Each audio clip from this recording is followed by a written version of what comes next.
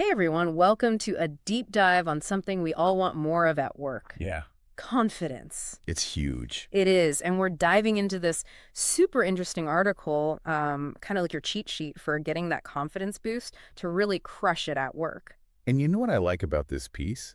Is it really emphasizes that confidence isn't something you're just born with. Right. Like it's not some innate talent. Yeah, It's something you actually build. you can develop it. And this piece breaks it down into like actionable steps. That's what we like, right? Yeah. Like real practical advice. Absolutely. No vague self-help stuff here. No.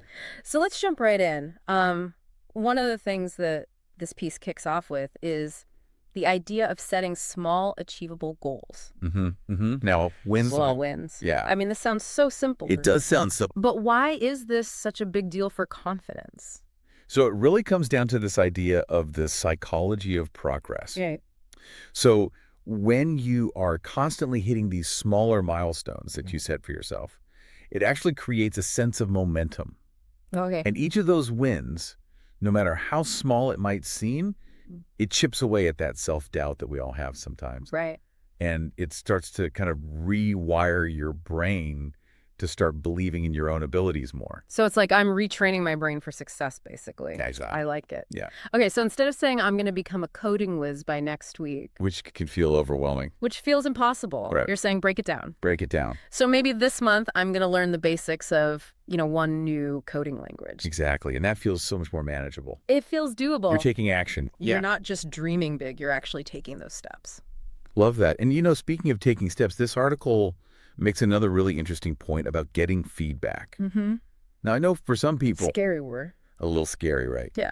But they frame it in a really interesting way as a tool for growth. Yeah. Not criticism. Not criticism. I love that. It's really about how can you use feedback to improve. And actually, there's so many different ways to be proactive about getting feedback. Okay. How so? So instead of just that general, like, hey, how am I doing? Right. Which everyone hates answering, by the way. Which no one really knows how to answer. Yeah. You could say something like, what's one thing I could improve on in my next presentation? Or, if you're working on a project with someone, you can actually ask for very specific feedback Mm-hmm.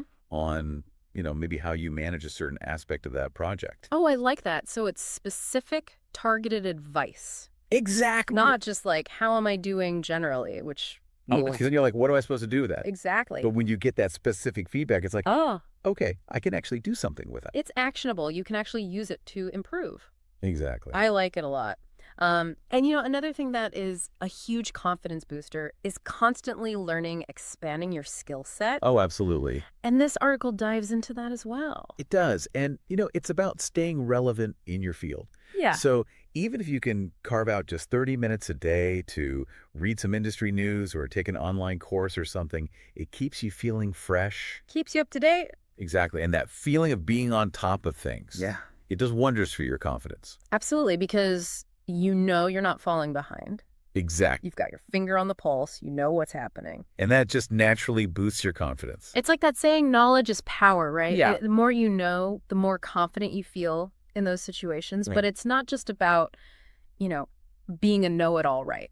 Right. This piece also talks about owning your strengths. Absolutely. Yeah. Knowing what you're good at Yes. and showcasing those skills. What are your superpowers? Right. Don't be afraid to let them shine. Yeah. Like I used to think my superpower was, making spreadsheets and Oh, we've all been there. yeah. It turns out I'm not a spreadsheet superhero. But, Yeah. you find what those strengths are. You find what you're good at and you go with it. Exactly. And if you're amazing at visual communication, maybe you volunteer to create the presentations or to design those really cool infographics. Right. Use those skills. Absolutely. Show them off. Mm-hmm. And finally, this piece ends with, I think, a really important call to action, and that is to take initiative. Yes. Don't wait for someone to tell you what to do. Be proactive. Offer solutions. This is huge for confidence, too. Right? Oh, absolutely. Because you're demonstrating your skills. You're showing that you're a leader. You're a problem solver. You're not waiting for someone to tell you what to do. Exactly. You're the one taking charge, and I think that does amazing things for your own self-belief as well. Absolutely. The more you act like that confident, proactive person, Mm-hmm. the more it becomes your reality. I love that. So much great advice in this deep dive. Yeah, it's a good one. But before we wrap up, we wanted to leave you with a little something to think about, Okay. inspired by what we talked about today. Yeah. Think about a time that you felt really confident at work. Mm-hmm. What contributed to that feeling? What was happening? How can you recreate those conditions? Yeah, good question to think about. Keep that in mind as you go through your workday, and we will see you next time for another deep dive. Bye, everyone.